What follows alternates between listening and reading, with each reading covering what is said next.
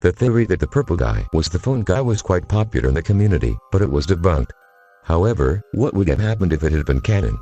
To explore that, we'll adjust the story so that William Afton can take on the role of phone guy throughout the games. The story would follow its usual course until William decided to commit the MCI, where he would plan to cover it up through tapes, suggesting to Henry that he take on the role of instructing employees on the use of the spring locks. He would begin recording tapes about their operation, eventually sabotaging the suit so that the spring locks would fail.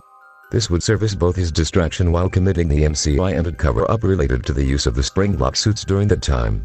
William would use the partial cover-up of the MCI to sabotage the Freddy's security cameras, preventing the police from suspecting that he was behind the MCI. That would leave the case unsolved, with no apparent killer. Eventually, William would experiment with the MCI and discover Raymond, creating the Fun-Ums and later opening Circus Baby's Pizza World.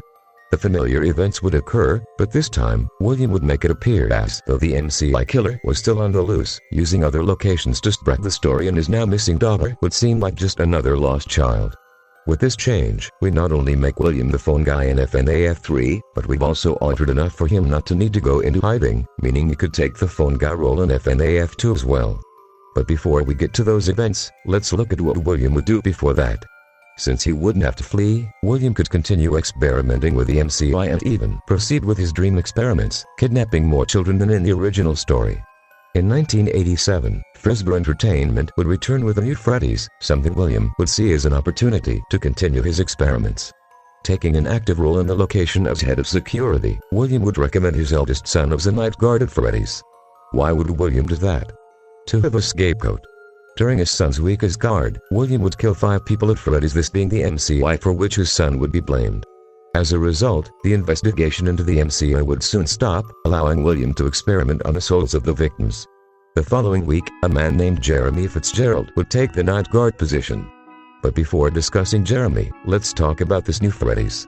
With William's involvement, this place would clearly be different, featuring new Fun-Ums instead of toys. William's goal would be to convince the company that his advanced animatronics were superior, rather than updating the old models. Of course, that would really just be an excuse to let his animatronics be used while keeping the older ones for his experiments.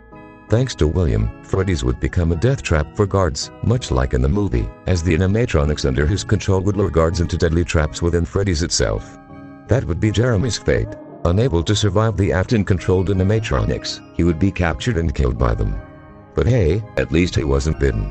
With one guard imprisoned for murder and the other missing, Freddy's would have no choice but to close exactly as William planned, so he could take the animatronics and experiment on them, as they were possessed by the missing children's souls. However, William's time to experiment would be short-lived, as Fazbear announced yet another reopening and contacted him for help, which he accepted. They opened a third Freddy's, and due to limited time, they had to use the Fun-Ums from the 1987 location. Freddy's opened its doors again, and once again, guards started dying.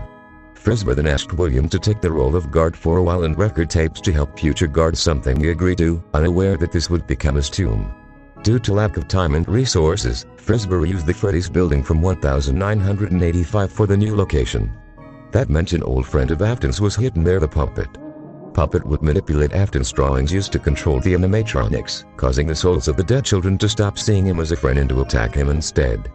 Afton would have no choice but to destroy the animatronics, but their spirits would corner him in the safe room, forcing him to put on the spring bodysuit. Well, you know what happens next.